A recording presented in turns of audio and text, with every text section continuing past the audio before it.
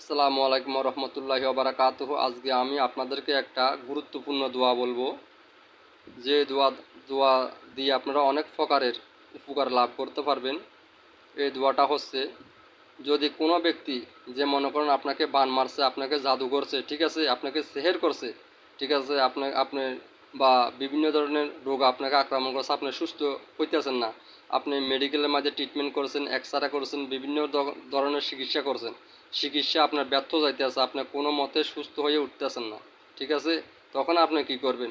ঠিক আছে, আপনি মনে করেন ডাক্তার দেখাতে দেখাতে মেডিকেলের মাধ্যমে এমানা করেছেন, বিভিন্ন ধরনের বাহিরে গেছেন, ঠিক আছে, বিদেশে গেছেন চিকিৎসার জন্য, বিদেশ থেকে ফিরে আসছেন, ঠিক আছে, এখন আপনি কোনো মতে সুস্থ হইতেছেন না, আপনি ডাক্তার কবিরাজ দেখাইতে দেখাইতে আপনি নিচ্ছ হয়ে গেছেন। এখন আপনি মনে করতেছেন যে আপনাকে কেউ কোনো জাদু করেছে কিনা গোপনীয়ভাবে, বা কোনো কেউ আপনাকে বান মারছে কিনা গোপনীয়ভাবে। তখন আপনার যদি এরকম যদি কোনো সন্দেহজনক হয়, ঠিক আছে, আপনি একটা দোয়া পড়বেন। আমি এই দোয়াটা আপনাদেরকে পড়ে শুনাইতে আসি। এই দোয়াটা অত্যন্ত উত্তম দোয়া, এটা অত্যন্ত ভালো, ঠিক আছে, আমি পড়তেছি, আপনারা শুনুন।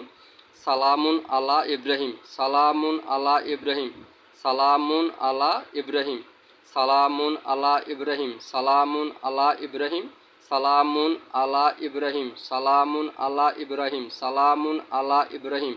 এই দোয়াটা অত্যন্ত কি ভালো।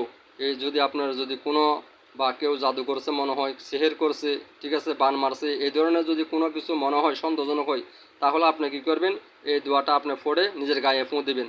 আর যদি রুগী যদি পড়তে না পারে, তাহলে এক গ্লাস পানি নেবেন, ঠিক আছে, এক গ্লাস পানি নিয়ে এই দোয়াটাকে আপনি 101বার পড়বেন।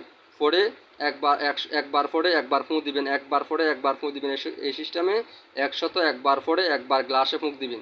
ফুঁক দিয়া আপনার কী করবেন? 7টা পুকুরের থেকে পানি আনবেন, খালে জোয়ার ভাড়া পানি আনবেন, পানি আনি এই পানির সাথে কী করবেন? আপনি বাঁশ দিবেন। বাঁশ দেওয়ার পরে এই পানিগুলোকে আপনি কী করবেন?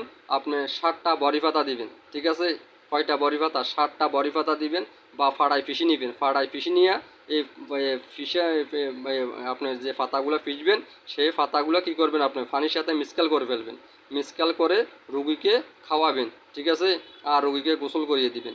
ইনশাল্লাহ রুগী আস্তে আস্তে সুস্থ হয়ে যাবে। আসসালামু আলাইকুম ওয়া রাহমাতুল্লাহি ওয়া বারাকাতুহু। আল্লাহ হাফেজ।